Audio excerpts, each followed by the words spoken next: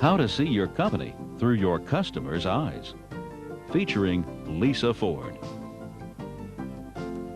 Did you ever wonder how your customers feel about your organization's products or services? Or, more important, about your organization's customer service? Wonder no more. Lisa Ford is going to show you how to find out. Lisa Ford is a specialist in advising companies about how to best serve and retain customers. Her best-selling audio, video, CD-ROM, and DVD training programs have generated in excess of $40 million in revenues. Let's observe as Lisa Ford explains how to see your company through your customer's eyes. Do you wonder what your customers really think about your products, your business, and your team? Well, in this session, we will help you develop the ability to look at your service from the customer's eyes. We will cover 6 strategies to do that. First, we'll discuss why it's important to use these strategies and to create an understanding of why the customer's view affects your business. There's a phrase that says this: perception is all there is. Perception is reality. Do you agree with that? Yeah, I mean, if the customer's perception is they think we're great, we're great. Customer thinks 2 weeks is too long to wait, 2 weeks is too long to wait. Customer thinks somebody was rude, somebody was rude. You get the idea. I mean, and here's the scary thing: perception is rarely neutral. Perception is usually on the upside of positive or the downside of negative. Let me give you 2 examples. I'll start with the negative. I was being seated one night in a hotel restaurant, and the host was taking me over to the table. He pulled the chair out, and I could see the floor underneath the table. And the floor was dirty. There were empty cracker packages, crumbs. It was just dirty. So when I saw this floor, what else did I see? The kitchen, bad service, bad food, and sure enough, I got it because I was then looking for it. Perception is all there is. Who knows what the kitchen looked like? But my perception had already been formed. Now let me take you to a positive example. I take my car a place to get it repaired. So when I pick my car up, they've always washed my car. So when I see my car's clean, guess what I think? It's fixed. This place could be washing cars only, as far as I know. But because they take care of the outside, they must have taken care of the inside. That's the power of perception. There's an interesting line that came from an airline executive many years ago. He said this: when a passenger gets on the plane and pulls down that tray table and sees coffee stains on the tray table, they also see poor engine maintenance. What are your coffee stains?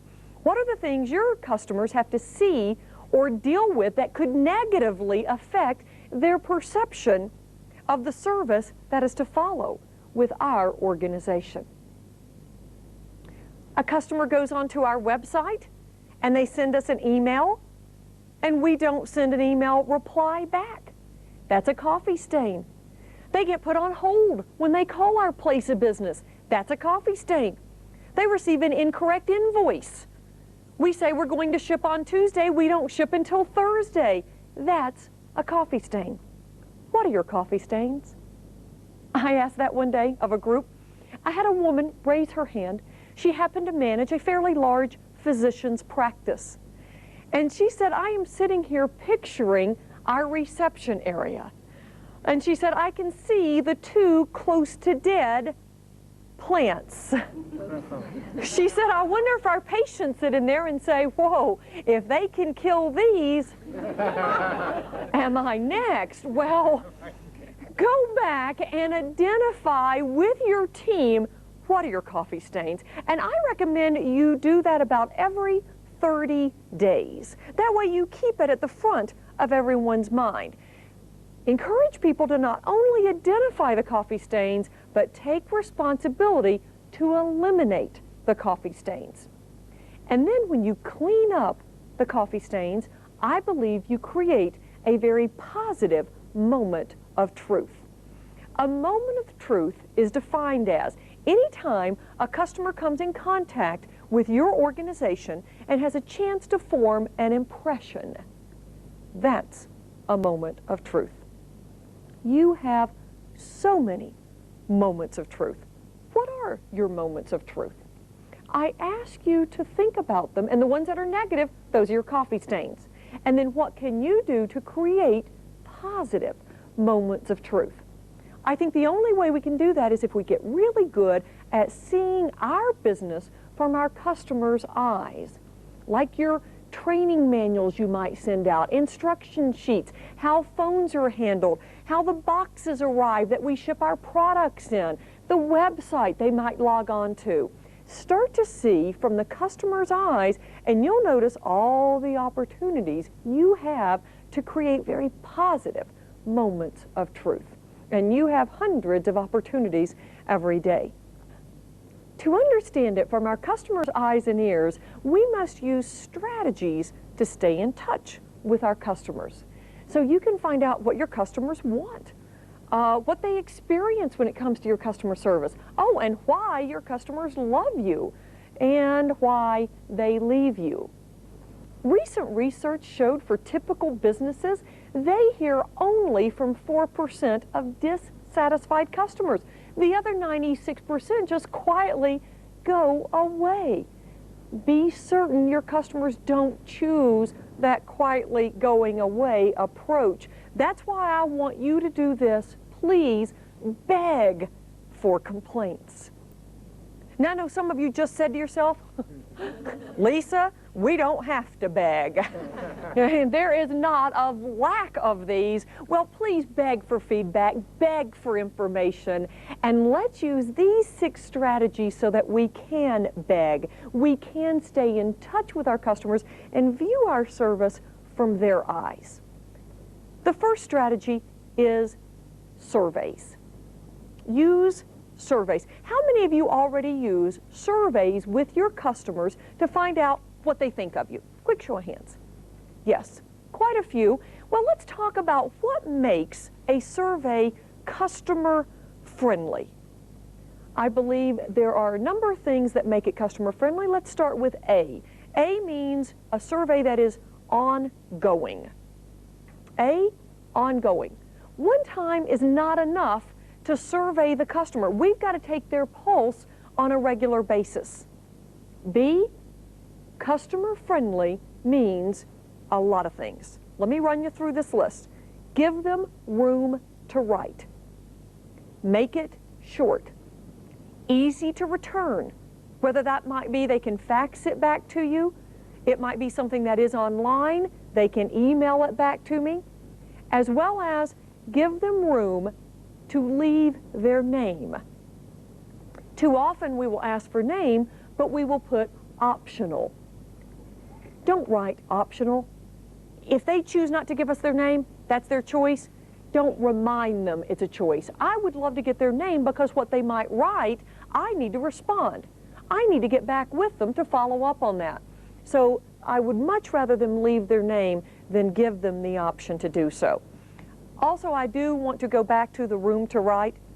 I find sometimes our rating scale, like 1 to 5, or excellent to poor, or satisfied to not very satisfied, does not accurately describe the experience they've had with us. So if I only ask them to do that type of ranking, I might not get enough good feedback. So I want to give them somewhere plenty of room to write their comments, their experience of why they thought we were so great, or why they rated us so poorly. I need to give them plenty of room to give us that kind of feedback. See, one size does not fit all. When it comes to surveys, we can't just have this one survey, send it out to everybody, and think we will get appropriate, important feedback. I will tell you there's a major international organization. They send out many surveys on a monthly basis, but they have different surveys for their different customers. They provide a lot of office equipment for organizations, so they have a survey that goes to the billing administrator, asking questions about the billing process. They have another survey that goes to the purchasing manager, asking people in purchasing what's it like dealing with their local representatives and office. Now they have another survey that goes out to the people who keep the equipment up and running internally, and what they've done with this is by having these individual surveys, people get ready to fill it out and realize most of the questions relate to them. I mean, how many times have you pulled up a survey, good intentions to fill it out, you start, but then you discover many of the questions do not have anything to do with the experience you've had with their organization. So after a while you stop, you put it aside, or you simply toss it away. Another way to make your surveys customer friendly, D, make it different. I'd like for you to rethink your rating scale. Now, many of you might think right now yours is like what I just mentioned, a 1 to 5 rating scale, or poor to excellent, totally satisfied to totally dissatisfied. Rethink it. Here's why. There is research that says that if you can catch their attention with some different words, such as love and hate. Yes, I said love and hate. Then they're more likely to fill it out. And if your customer circles love, research tells us that customer stays with you. They remain a loyal customer. Now that research came from going to customers and noticing in the written comment section, they would write things such as, love your new product, love the way Chris handled, love when we did this. So when they wrote the word love, they were able to find that customer returned as a customer. So they said, let's put love and hate in the rating scale. And that's exactly what they did, and it works. There's one question I want you to ask, whether you're face-to-face or on a survey, but this is my favorite question. If there's one thing we could do differently to improve our service, what would that one thing be? If there's one thing we could do to improve our service, what would that one thing be? I find that gets at that one little thing that might be in our customer's mind. Use that question instead of one that can be too broad. How could we improve our service? That's a little too big, it's a little too broad, and I'm not certain you will get that one thing. So ask the question, if there's one thing we could do to improve our service, what would that one thing be? Now the second strategy to stay in touch with your customers is something called a lost job survey. A lost job survey. That means the customers who've chosen not to do business with you. Go find out why. I will tell you, they're surprised when they receive it. They don't expect you to be that good of asking what happened. So send out this survey, and I believe you will get at some of the real reasons that people have chosen not to do business with you. Too often customers will say, oh, we got a better price, we got a better bid, somebody is going to do it for us at a much lower fee. And that's what they will say will cause them to take their business elsewhere. I find if you put out a paper survey to them and ask them, you might find out the real reason. Let me give you an experience from an organization that does roofing for businesses as well as homes, and they sent out these lost job surveys. They wanted to find out what happened. Here's what they discovered. The real reasons they were losing business. Customers said, you didn't follow up. Your salespeople were not knowledgeable enough about your own products. And because of that, this roofing company changed much of how they do the sales and service part of their job based on finding out why customers took their business elsewhere. It's a simple concept. I believe your customers will fill out your lost job surveys because they're thrilled you bothered to ask. Okay? The third strategy to stay in touch is use feedback forums. Now, some organizations, you might call it a customer council. This is where you bring your customers together, usually anywhere from 8 to 12 customers, simply asking, how are we doing? What could we do to improve, to be a little better at what it is we're providing you? So you ask questions about your customer service. This is where you can ask one-on-one. If there's one thing you'd like to see us do differently, what would that one thing be? So you can ask those kinds of questions. You can get very specific feedback about your service. Now, some of you might be thinking, my customers are everywhere. They aren't in one geographical location, so we can't bring them together without a lot of expense. So how could you bring your customers together? You can certainly do it electronically. Many organizations are creating customer chat rooms where the customers are asked to join into this group so they can give feedback to the company electronically, real time, online, and someone from the organization, you, some other members of the team, are online helping conduct those feedback sessions. A customer council, the real purpose is for great feedback so we can use that feedback to improve our organization. The fourth strategy, bring customers in to your organization.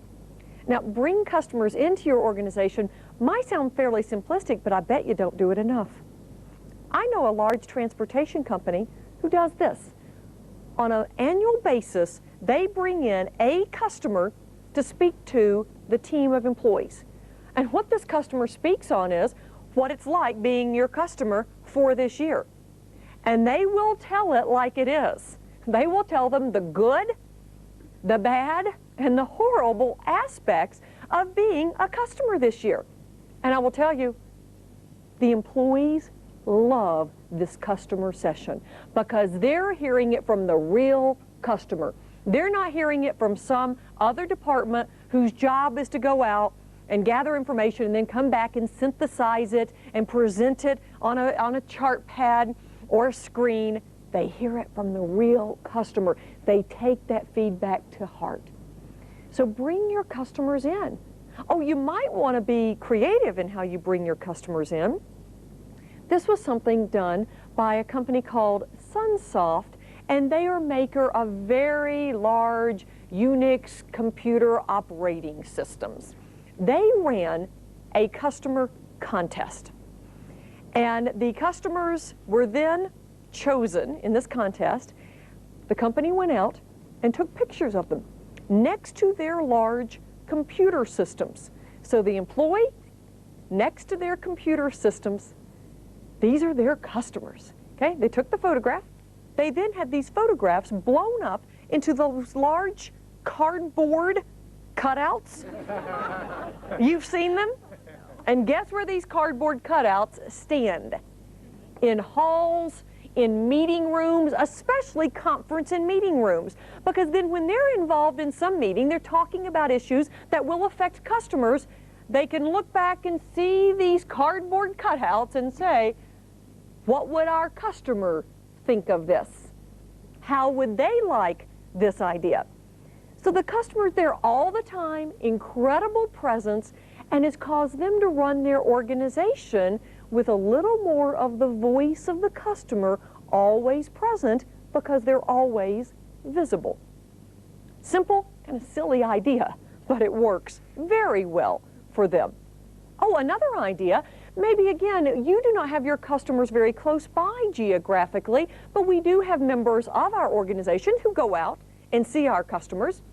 Have them take a video camera and have them tape some of our customers' comments, bring that videotape back in, and present it to the entire team. There is nothing better than the real voice of our customer saying, here's what I experience, here's what I love about your service, here's what irritates me about your service, here's what's most frustrating. If you could only do this and get it right every time, I'd be thrilled. I want to hear those kind of questions answered by my real customer, and then let the team hear those comments from your customer.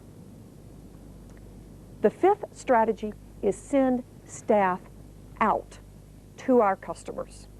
Now, I want to tell you something that an organization did that they're in a very, I guess some of us can consider it a mundane, very routine type of business. They're in the lumber and paper products industry. Let me read something that this organization did. They decided to take some of their staff, like general managers, forklift drivers, out to spend a week as employees of their customers. Okay? So lumber, business, paper products industry. So they're taking their staff, and you have to go work as an employee of the customer, such as a shipping manager ended up working on a receiving dock of a lumber distribution center. A customer service rep ended up working as a sales assistant in a retail store. Their purpose was to do this: look, listen, and learn, not to sell. Just look, listen, and learn, and then bring back insights to our plant so that we can figure out how we can improve on our service. Well, that's exactly what they did. They made some incredible improvements. Now, when you think about it, they've got to make these kind of improvements because of this. Lumber is lumber is lumber. And that's pretty revolutionary to say, but you know, if I'm a customer buying lumber, I can't tell much difference from your lumber to your lumber. It's really a commodity product. So I've got to figure out how we can make our lumber a little better than the competition. So here's what they did. They did things like wrap the end of the lumber in plastic and then paint it a certain color, so that way it was easier for them to unload it at the railway centers and the distribution centers and stock it in the area where they could size it easier. So then they could quickly look at it and see the blue on the end, and they knew exactly what size that lumber was. They also learned to load the lumber onto railway cars in a way so it was easier to unload at these distribution centers. They're simply making life easier for their customers. One person at the retail store said, "We find you not only understand our problems now, you anticipate our problems." So all of a sudden, they've made their lumber better than anybody else's lumber. Is that possible? It sure is. Okay, using these kind of strategies, we can do it. The sixth strategy is call your customers to check their satisfaction. Simply call them and ask the question I mentioned earlier. If there's one thing we could improve, what would that one thing be? We can ask them questions such as, what do you love about doing business with us? I will tell you something that an organization did. They're in the business of cellular phones and paging services. They made a phone call to half of their high volume users. Okay, you can imagine that's quite a few, but they made this general phone call that they called just a courtesy call. And the courtesy call was, "Hi, how you doing? How are things going?" Simply courtesy call. They then sent a survey out to all high volume customers, the ones who did receive the phone call, the other half who did not. The ones who had received the courtesy phone call rated their satisfaction with this company's cellular and paging services 20% higher than the ones who had not received the phone call. Isn't that amazing? Just because they received the phone call, they rated their satisfaction 20% higher. Oh, and further research, those customers stayed longer as customers and they purchased more of their products. It's a great benefit to simply calling, asking for feedback, but you might also end up with a more loyal customer in the meantime. I'd also like for you to simply call your customers and ask for their repeat business. Now that is a simple idea, but I find often customers stop doing business with us. We never talk to them. We don't call them to find out what happened. There's a credit card processing organization that has what they call their SWAT team. And when a customer does not renew their card, they don't pay that annual fee. They simply receive a phone call asking what happened. And because they make this phone call, guess what? 50% of their customers renew. 50%. Simply because you ask. It's like the cellular phone company. I believe simply asking shows you care. Shows you care about the relationship, and it helps cement the relationship. Review those 6 strategies. Which ones do you currently use? And how could you now improve on it? The list is long because we need a variety of methods. We cannot just send out a paper survey and think that's enough. We also need to call customers. We need to create customer councils. We need to send some of our staff out to our customers. So use a variety of the methods. And as you review these 6 strategies, please ask yourself, are you really listening to the customer feedback? It is so easy to say, well, that's just one customer with that problem. Yeah, you're right. It is just one customer with that problem. And it also could be the tip of the iceberg. And the others just aren't choosing to tell you. So to make certain you really listen, engage in what is called naive listening. Now, naive listening has been defined as this: constantly guard against being too knowledgeable. Constantly guard against being too knowledgeable. So that means when you ask, be quiet, listen, hear what the customer is really telling you. Don't rationalize, don't make excuses. Customers have great insights.